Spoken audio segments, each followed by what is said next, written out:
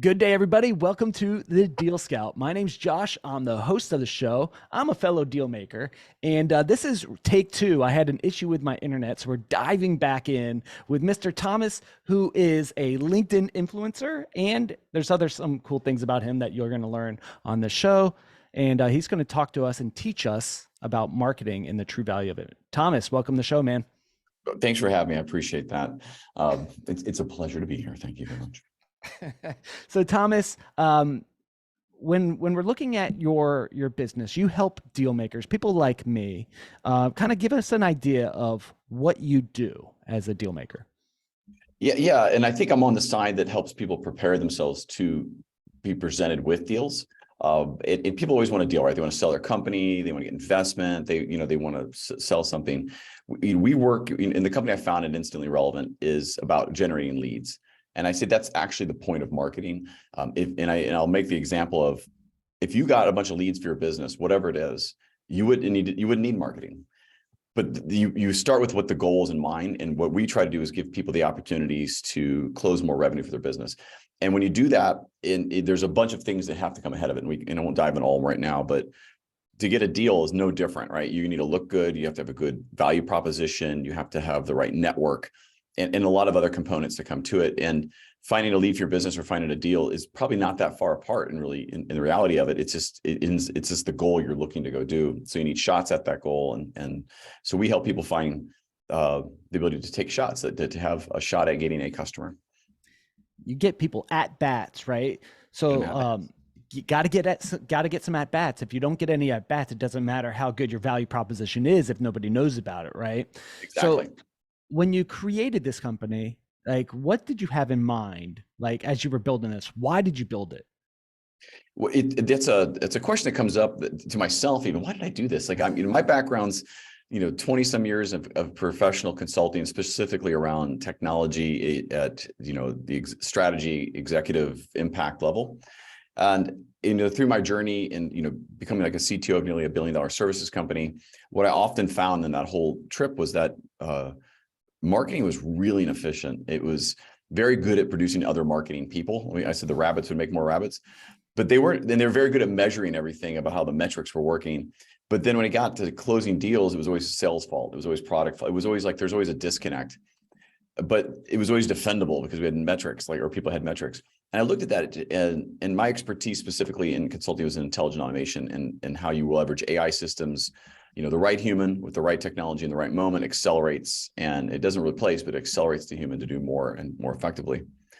And I applied those principles to marketing. I looked at it as a beautiful use case as an industry to automate what you can, accelerate what you could with technologies like AI, and then use this to formulate some consultative approach, a much more holistic approach to help generate leads, which is the point. So we developed our own system called the LEAD system. It stands for Launch, Engage, Amplify, and Dominate. And the point is it's continuously improving, and it's supported by teams and technology and all that. I'm not sure I answered your question because I started drifting there and I got in my monologue. But that's what we created, and that's why I created it, is to help. I was tired of being dependent on marketing to find leads when I was building a practice or trying to do something. And so I said, I think I could do it better and do it better for others. And so that's what we set out to create. So if I looked at all the CTOs that I've worked with in the past, I would never say that, marketing and technology, I've always seen them kind of like as a separate thing that they're trying to figure out how to communicate and work together, right? Like you have the technology stacks in the team, and then the marketing team, and then there's this like rift in between them, and then there's the sales team just complaining that they don't have any good leads or any good deals, and that's why they're so like. How do you bridge that gap? Because it sounds like you're kind of both worlds. That's a great question. So I think I discovered a talent while you're working for a company, and it was an innovation officer, is probably my formal title. It's more on the technology innovation side. And what I was finding, I was spending more time telling the story and trying to get some assets and collateral and things around these great services and products we had for this company and other companies I've worked for. And the storytelling, the taking it from the SME, the expert, and putting it into then a blog or a post or an article or a visual was always like the translation. It was lost in translation. It always came out to too impersonal or too SEO'd, or the tone of the expert was lost. So because out of the idea that this will perform better for metrics, but it loses the authenticity, because when I would have to go to, let's say, a conference or something about the topic we're on, the things that got them there were not me. They weren't what they were going to go see. They would hear the things, but they wouldn't hear the, and so you lose the authenticity. And not that that's a bad thing, but at the same time, it's a horrible thing if you're trying to drive a brand and trying to, educate a market while you're trying to sell things. So I found it that I was very good at the storytelling, very good at the strategy and organization of what the customer wanted to hear and needed to hear and desires to hear, and not so much from the aspect of, oh, we have to do it this way because this is what the book says we should go do it. I think when you're following that cliche traditional time suck of marketing, financial absolute sinkhole, I'm pretty supportive of it. You fall in that path, and I thought there was a better way to do it, so it just kind of became so. Yeah. So let's talk about when you look at agencies or lead gen companies, right?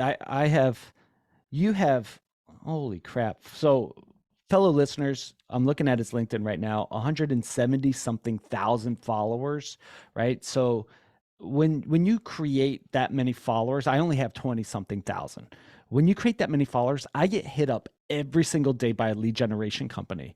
And Yeah, it goes like this. Hi, first name. Like they're not even like doing automation that's correctly or automation. whatever the case. Yeah, it's for sure it's a bot that wrote it. Right. So like as you're doing this, like how do you do it differently? Like what's your approach to lead generation and gaining following of that size? Yeah, so I've done that over the last 2.5 years. So it was about 8,000 followers 2.5 years ago. So this is into the weeds a bit. So first of all, when we work every customer, they go through the lead system, and the idea it's in consultative. And the reason I say that is because if we don't understand you and your tolerances for certain types of content or interactions, and we don't understand your business and your goals, your objectives, and where your customers lie and what's in your market, and if we don't take that kind of picture, how do I know what lead generation is going to go work for you? If cold email outreach is going to work, or, if it's LinkedIn or Facebook or Meta or something else. So we have to understand that. So you have to do that. And the biggest piece we start with is that consultative approach, because it's going to be, you're not going to get long-term repeatable success if you don't understand the whole strategy of what's going on. So we have to start there. And that's kind of when we do the launch, and that's when we get your branding right and your personal optimization. But the biggest tactical thing I'll tell you, and this is the takeaway I'd give anybody who's trying to build a network for real, is give. So, I used to manage my own social media, and I would be 30 hours a week or so in there. And now I'm about an hour a week. And it's really just to check out who's on my inbound, because everything's on inbound calendar is our call to action. And my team runs all my social. So they do about 1,500 comments a week on other people's posts on a targeted list. So there's a curated list of people we want to meet. They will do comments, and we use some technology to help with that a bit, but we still have a human-led approach to make sure the comment makes sense and it's asking the right question and it's non-point of view. It's really to drive conversation. And then when the person replies, or they get to an interest level, I'll jump in and I'll pick it up. Now, they could keep going. A lot of them set appointments on my calendar to get me to meet people. I do try to meet everybody in my network, by the way. It's amazing how people just collect people and they don't actually try to meet. But we're very targeted who we're trying to meet, because who we can serve and who we can help with my network as well. But if you're doing that, you don't have to worry about the 200 or whatever the limit is per week on connections specifically for LinkedIn, because I'm getting inbound connection requests all day long. And we don't take all of them. So I've slowed down some of the follower growth because we're really being pointed on who we want to interact with and not who we want to connect with anybody. And so we, probably 20 to 50 followers a day new that come in, and they're relevant though. They're, CEOs, they're founders, they're entrepreneurs. And when we started, we didn't do it that way. We blew the thing up with like, hey, we figured out how to get followers by doing cool content, and not all of them are relevant. So you get engagement that it's not as good. Yeah.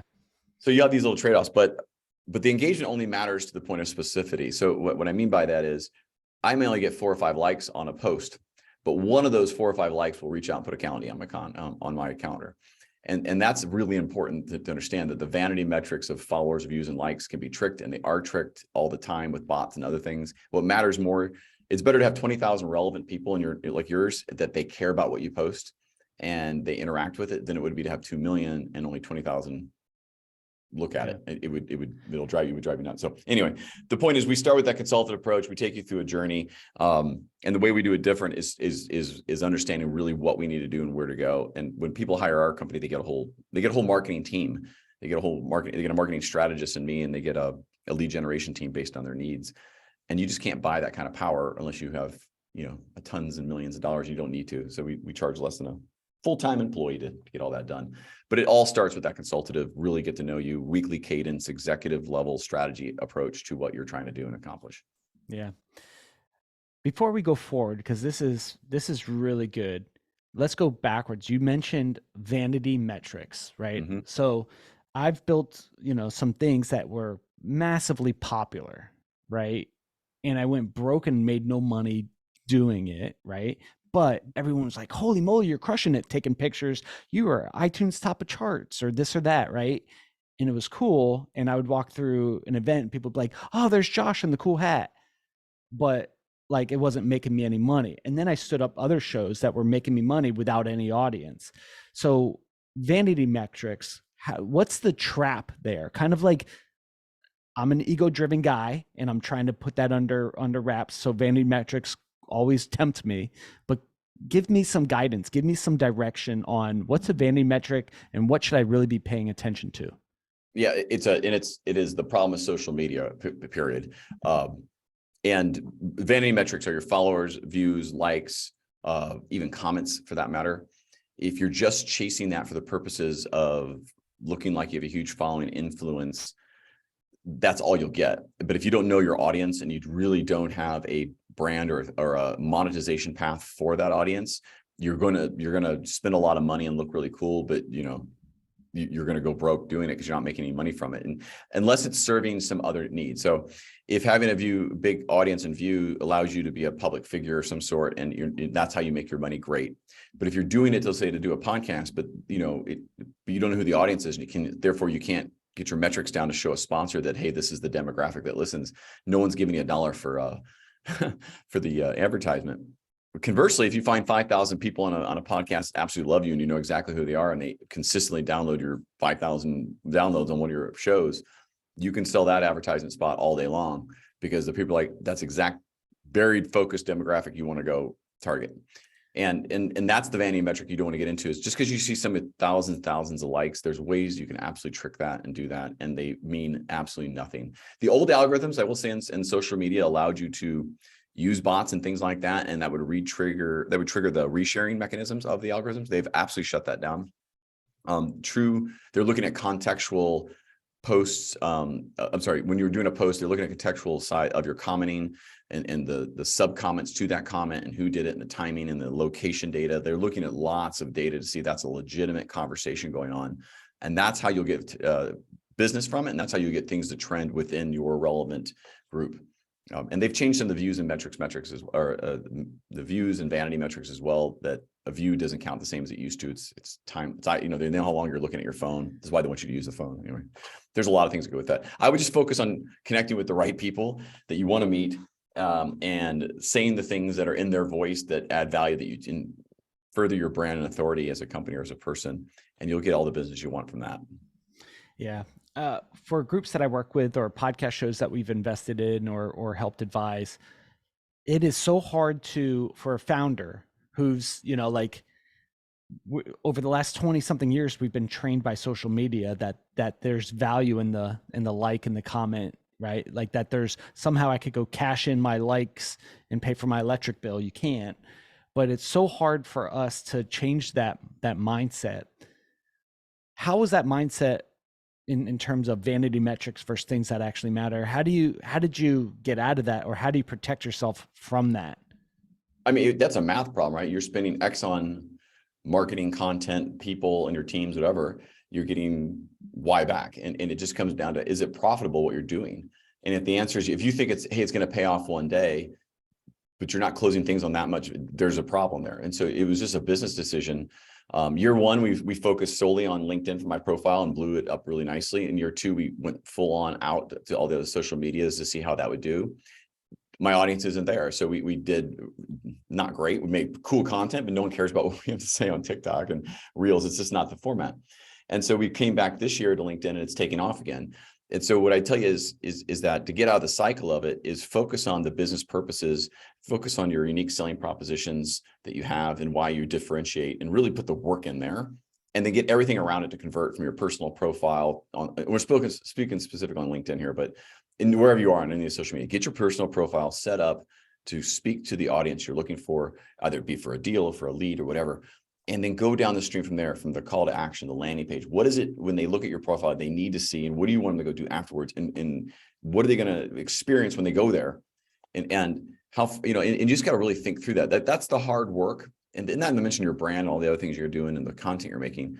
But the hard work is having a differentiated offering. It's something that is, you could be part of that solution. That's fine, but you just gotta articulate it and get to it, and not try to be everything, and not care if you get a like or not care if you get a lead. Yeah, like versus a lead. Oh, I like that, because Try to write some content on that. we should do a podcast about it. We should do a podcast. You know what? This should be a podcast. This should be a podcast. So as you're building this, right? I know that you say it's a math problem, but you know, that's a fact. But sometimes Josh's croc brain doesn't care about facts, and I look at like, ooh, like, and then I go down this rabbit hole, or I start scrolling or something like that. How do you set your, or protect yourself? Because with that many followers, you're constantly getting inundated with messages, or is everybody just blowing up your calendar? Like, how do you protect yourself from an influx of just wasting time because you have a following now, and then actually producing business? That's a great question. So, believe it or not, I have almost no wasted calendars inbound. And so, I'm kind of blown away by it. I would think it'd be more, but people don't get on there. They may occasionally get on there to sell something, or they will call it networking. And I'm fine with that. I'll learn. And that's how we've bought stuff. But there's very little of that. The calendars and the pieces that we're out actively seeking for and the reason is it works well is, first of all, I don't manage my own social media, and anybody who has a size, you don't have time to. Because you should do it yourself. You should absolutely be doing all the things that we, do it yourself for generating leads, and happy to tell you how to do it.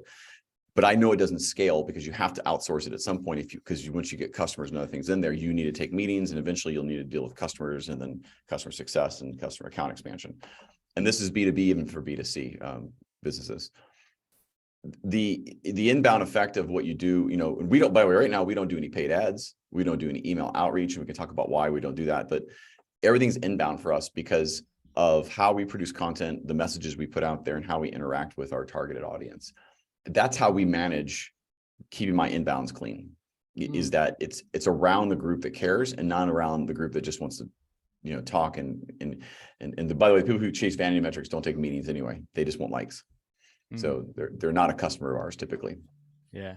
So how long are I'm going to ask like basic, like, sure, lead process, right? So you get a lead, comes across, oh, cool, calendar invite, right? How long do you typically set your initial meeting to kind of gauge potential client or waste of time? Yeah, no, it's always 30 minutes, because, and I never look at any of them as a waste of time. So since I've built this network on honesty and sincerity, even if I can't, I'm not ever going in there to try to sell you anything. I'm there just to go learn about what you're doing. And I know if you need the services that we've clearly put all over my profile and or else, you're going to ask. It happens every time. I'll listen to what you have to do, and at some point say, hey, tell me about what you're doing. And they'll be like, yeah, they dive in. Like, hey, we're having troubles with this. What do you do? Can you do a proposal? And it's pretty fast. Sometimes people just need some advice on go to market, and I'll give it, or I'll be like, hey, here's a person you might want to meet. And there's no sale there, but there's just goodwill and a nice networking event. But I go in there every time just to learn. I go in there with a mind to learn about whatever it is that's on their mind and what they're trying to do. And occasionally people buy from us. I don't typically ever sell. I'm a horrible salesperson, actually. I let people buy all the time, but I don't sell anything. Yeah, that's awesome. Do you set up your Calendly to, I know we're getting tactical, but we're talking about leads, and we're talking about, deals. And I think that these tactics will help other deal makers, right? So when you do that, are you typically doing it from a Zoom, or you do a phone call, or like, what do you think makes the best first conversation? This will tie some bigger ideas of executive eminence, but I take a video call every time, just like we are right now. Look, same brand. The colors behind me are in brand to our colors. I typically wear branded shirts, just so it's what you see is what you get, and it's very consistent. I take a lot of care into making sure, maybe that my hair is done. I'll say that probably falls short, but that your video, your audio, it's all there and ready to go. Because how you present yourself, people buy from there, they know, like, and trust, and they get to know you through content. They can like you for a number of reasons, but to trust you, that's a whole different level. So that's where that happens, is in how your profiles are set up, the things you're saying, the things you communicate on those profiles and social media on your company. That's your executive eminence. It's kind of like your grandioseness, if you will, of the subject matter that you're claiming to be a part of. And then but the part that closes the deal isn't even the trust, it's the relevance. So people can trust you, but I trust you, but you're not relevant to all of my business. I won't buy. They won't buy from you. They won't even care. But if you're relevant and you can relate and you can be in terms of their tone and their problem set and have understandings or even proof points or use cases or whatever the moment it comes through, you will get people to buy from you because you'll be known, liked, trusted, and relevant. And once you have trust and relevance, they say we say trust opens the door, relevance closes the deal. It's so true. You need to have more than just trust. And this is going back to your original question, why a lot of lead gen fails, because it's impersonal and there's so, I hate to use the term because used car sales has a place in the world, but there's a very sleazy feel to lead generation companies out there. And I don't mean to be mean to anybody, but the truth is they're selling what makes them money and not what actually helps you get leads. To say that I can just download a list, run it through 4 or 5 different technologies and send it, sure, you're going to get 5,000 emails. You might get 100 people to say, hey, I want to help, but you just spammed 4,900 people. And so what happens over time is it falls off because your targeted list isn't very big typically. And then all of a sudden especially B2B, you're kind of, oh, what do I do now? Do I try that again? And you further spam yourself into it. Now there are results, there's ways to do it better than others, but there's a lot of companies who just do it and it's horrible and it's obvious and it really crushes your brand. And there's better ways, and it's probably not enough time here to get into it within commenting and other things. You can warm up that list in real authenticity and sincerity and at scale. And then your email and your ads and all that stuff works better. But that's why it doesn't work, because people are selling you what makes them money and not what's going to actually get you leads. That's so true, man. The reality of it. Some companies, most of what I've seen in terms of sales and marketing, right? Like there's this like marketing is like, we want, and I'm not trying to pick, but I just wasted a lot of money on these things where, I've met with marketing companies and they put together a kick-ass proposal on how beautiful a website is and brand colors. And I'm like, there's an awesome place for that. And you talk about eminence, and yes, you need to show up. You have to build trust. And to do that, you have to look professional, like I wear cool hats and I shave. I'm wearing pants right now. Like That's I've great. got nice shoes. You're welcome. But like at the end of the day, I want to know, does it work? Right. And I think that a lot of marketing companies have gotten a bad rap because it's beautiful, but it's not effective. I'd rather have something that's clunky that works really, really well. That's right. And you do need it depends on what you're doing, but there is a place, the we're describing is, once again, a marketing company is doing what they do well versus finding what's going to work well for you. And lead generation marketing are tightly coupled. No one cares. Here's the thing: no one cares about AI. No one cares about marketing. No one cares about websites. They care. The owners of businesses and people who grow revenue care about leads so they can convert them to customers. And then that becomes a different problem in a different area. If you focus only on, hey, beautiful website, it's going to get people there. It doesn't. What gets them there is, even from a B2B sell, it gets them there with the individuals. So the individuals, what they're saying about their company and how that company projects itself all works together. It's much more of a matrix fuzzy logic way of thinking to get your leads and convert it, And I'm not talking about, this is for small, medium business. If you're a huge company, you can overpower it with money and you can, yes, all day long. Yeah. But when you're talking entrepreneur, you've got, $3,000, maybe $10,000 a month total to spend on your marketing and lead generation. You better be really tactical and know your persona down to they are on the south side of the street with a mustache and they have $2.1 million of revenue. They hate dongs, love vodka, and watch football on Mondays, but not Sundays. Like, you wanted to imagine the person so you can really speak to them when you market to them so they become a lead. You don't have time to, hit everybody on the south side of the street, so to speak, in that analogy.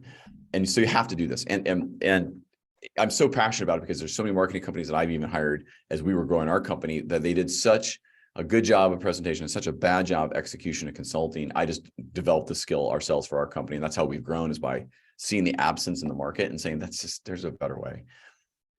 Yeah, there's a better way. Well, when I talk with founders, and I've interviewed a couple thousand, when I talk to someone who's built something really cool, it came out of their own need, right? They're like, I needed this for myself, so I built it for myself.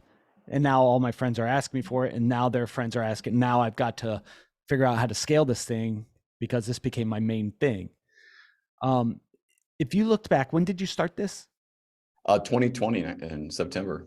Oh wow. Okay. So in the middle of craziness is in the middle of 2020 was a crazy thing. Like what is did 2020 in the that crazy year, did that create the opportunity because everybody was forced to go LinkedIn and Zoom and virtual, right? No more door knocking because you weren't allowed to knock doors. Like did that was it the right timing is what really created the success, timing and then your skill set? Was it a perfect storm to create this? I don't, well, that's a good question. I don't know the answer. I will say that I've worked, I was jokingly, because I've always traveled for consulting. So effectively, I've never been to an office. I've always worked on the road. So when COVID hit, I just had more people in my office. And so I've been used to doing the Zooms you go to client sites and stuff like that. But for what I was doing, that wouldn't have been necessary anyway, because I was targeting the entrepreneur who was already unable to travel and do there's a capital constraint, right? And even well-funded startups, they travel, but marketing doesn't. Like you would still need to connect with them virtually or phone. It was a great storm. When you go from making tons of money and being in the corporate world, but not really like loving what you're doing, to home repair guy with a 18 gauge nail through the middle of his finger. True story. But then you have epiphanies in those moments. It's not when you pull the nail out, by the way. It's when you don't bleed. That's when it was weird. Different story, different day. Maybe advice for men. We'll do that one. But the point is, you have these epiphanies and you're like, why is there a nail in my finger? I'm like, I think there's a better way to do marketing. It's kind of like happens like that. And is it in my bone? It's not. So those things happen during that time. And then, you start experimenting with content and you start thinking like, well, that was a problem. I think I could do that better. And you get feedback and you work through it. And that's how your company is born. I'm my biggest customer. My company is I'm no longer actually the biggest customer of my own company. I was for the first, maybe 2 years. That we have customers that are doing more work than I'm doing now for their corporation. So that's kind of a cool transition. It is. But I am a customer. I don't pay Got anything, but I'm a customer. it. Got it. Well, someone should give you a raise. Um, as you're going through this, Thomas, like from nail in the finger to fast growing marketing, or how would you classify, are you guys a marketing company or a lead gen company or biz dev? We look at this. So we focus on lead generation, and that's supported by marketing strategy and lead generation teams, and a bunch of technology like AI, automation, analytics, and a consultative process that kind of drives continuous improvement. And that's the lead generation system. Like that, those things put together is our differentiator.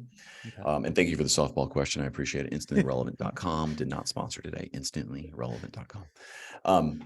But no, that's what we are. So we focus on the lead piece because that's what people care about. That's what the customer cares about. They don't care about marketing. They care about getting leads so they can close them. Yeah, I forgot the guy's name who wrote the book Value Proposition, but he says people aren't buying a drill bit; they're buying a hole in the wall to hang their picture, right? So like they want the outcome. So like when companies are like, "Oh, we want to go hire a marketing company," what they're really going is, we want deals to, we want to go after deals and we want deals to come to us. They want Exactly. at bats. And extrapolate leads. Like if you're trying to find investors, they are just leads, and you're going to have to do a lot of dancing and talking and presenting and creating content to make that better for them. That's no different. It's just your product is you or your company. It is when you're trying to get someone to transfer a resource to you, either it be time, money, or advice. That is a lead, and that can become a form of a customer. And some of our best customers don't pay us anything, but they give me incredible advice. And we, I trade back content and other things for them as well, because it's so valuable, and it's not even a monetary exchange. It's a mind melt right together. It's like, oh, cool. And I add value to theirs. That's how you got to think about it. It's not just all about the money. It's about what can you do for the customer? What value can you add to them? And then they will transfer some kind of resource to you that's of value to you. And that's how it works. And if you just think about the money and you're doing this, then you're going down the rabbit hole of not being authentic and building a business that's where people are going to really care long term or be sustainable in that regard. You'll burn out through it. Yeah. Well, when we talk about long term, like, what is long term for you? Like what's end game for Instantly Relevant? If my advisors or my investors are listening, we're going to sell in year 5. No, this is where it is right now. So my idea is to build a great company, great team. Our teams have been with me since since the start. I'm blown away that they're still there. So thanks, guys. You guys rock. But to build a great culture team, and create an environment that people can make money, have free time for their lives and families, have room to grow, and they're happy showing up, doing things every day. And I don't want them to call it work. I want them to call it like, this is kind of part of my extended team, and to keep that culture together. And that's where I want to. Obviously, you want to make money and have things, but it's not my top priority. It's to really have a better lifestyle and be happier day to day in the life that you have. And then reflect that, live life better and make better people better at life, and try to do that throughout the company and through the customers. Because if I can help them make money, then hopefully that helps their families, and so on and so on. And that's where I'm going with it. It's just to keep growing it and scaling it and adding the services that are needed the customers ask for. So from W-2 corporate world, making good money, to this now, side by side comparison, how are you different? This is a great question. And I'm in the thick of it, right? We're still growing a company, so we invest tons back into it. So you go from making a lot of money to like no money, to paying yourself a little bit, and you're so happy about it. But every day I show up to work, and I put that in quotes because I don't look at what I'm doing as work. I love it, and I'm happier than ever. And once, so what happens in a company, as you probably know, right? You have to invest back in it. You can't be paying yourself what you think you should be paying, or you'll kill your company with a bad downturn or anything. And so, but there is a tipping point where you've got enough base, and you've got enough brand, and you've got enough, repeatability in your lead generation, that you can start taking in more income or reinvesting it differently to grow. And you'll have to make that decision. And so we're in that stage where I'm hyper investing back into the company with the idea that, it becomes a well-oiled machine, and great for like the customers, everything in the employees, the people that are here, they're all really singing it and they get it. And it's not out of balance, right? It's not going to break down. And so that's where we're at. We're in that place where we're just going to keep putting money back into it to grow it. Yeah. And you're on your LinkedIn, it says you're an AI nerd, right?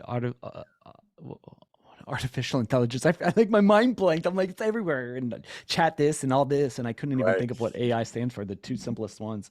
But when it comes to automation, you say it's the place for automation is not to replace the human, it's to accelerate.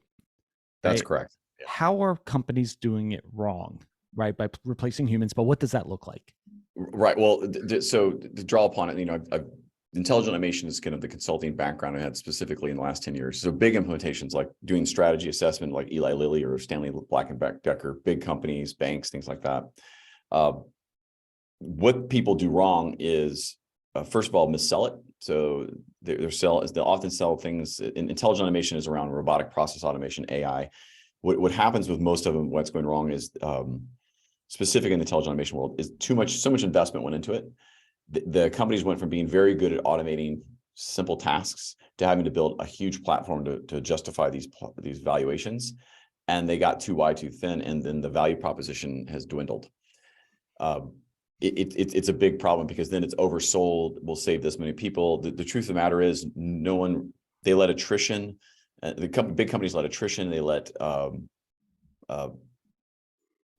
time basically go by before they've replaced anyone, and those headcounts don't typically go away. They just go to higher value activities, and so the business cases are messed up. So when it doesn't work is when it's not funded, and when you don't have expertise, or you're paying people a lot of money to implement it and they don't know what they're doing.